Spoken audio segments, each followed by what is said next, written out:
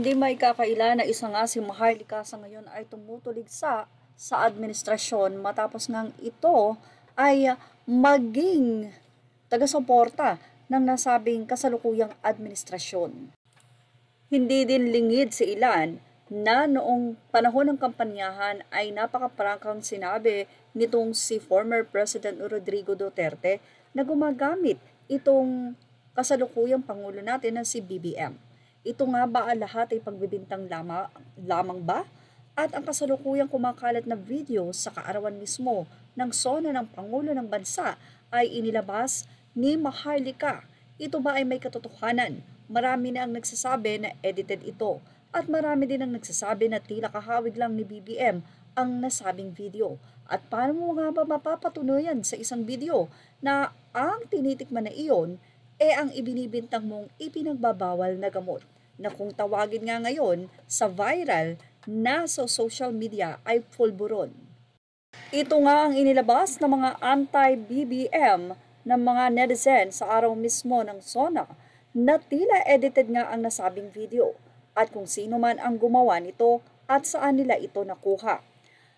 Kahit pa nga ibinalandra kamakailan lamang noong panahon ng kampanyahan ni Pangulong Rodrigo Duterte ang mga sinasabing ito kay BBM ay tahimik lamang ang Pangulo ng Bansa at hindi ito nagsasalita. Ni minsan ay hindi pinatulan ni Pangulong Bongbong Marcos ang mga pagtuligsa na ibinabato sa kanya. Lalong-lalo na ang malisyosong video na ito na hindi mo alam kung saan kinuha, kung paano inedit, at kung siya nga ba ang nasabing nasa video.